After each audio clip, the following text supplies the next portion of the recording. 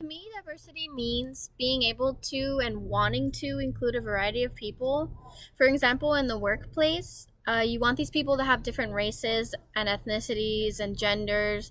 You want people of different sexual orientations, people who have different religious affiliations, and people of different ages, so they come from different generations, and even people with disabilities are part of the definition of diversity for me. And in order to have people who think differently than one another, you need to have different personality types as well.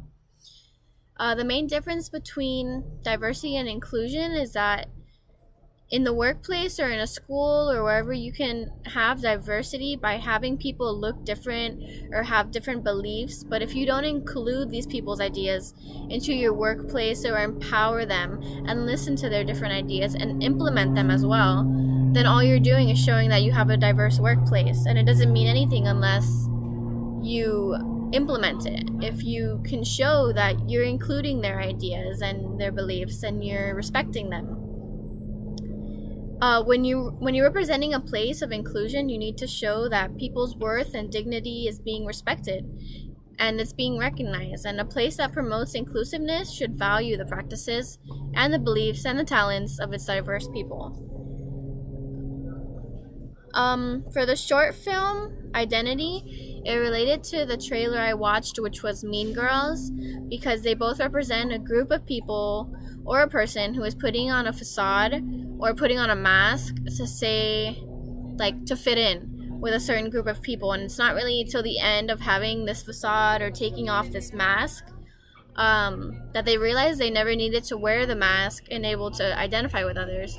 In the case of Mean Girls, it was Katie Herring, or Lindsay Lohan, who was putting on the facade of being mean and being the popular girl in order for people to accept her, because coming from a different background and culture, she didn't know that maybe this wasn't the best way to go until the end of the movie, of course.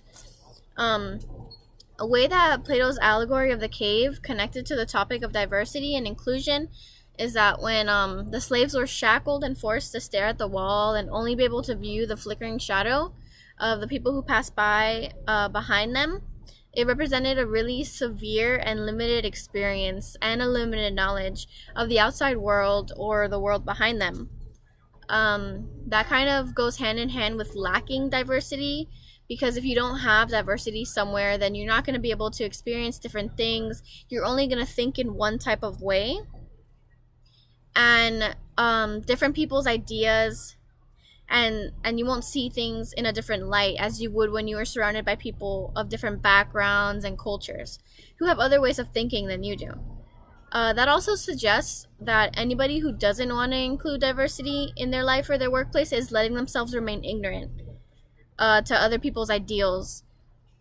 The inclusion part comes in when the one slave who was freed, he was able to escape and he saw the outside world, and after a little while he became less ignorant and more accepting of the new ideas that he saw, and he included that in his new way of thinking.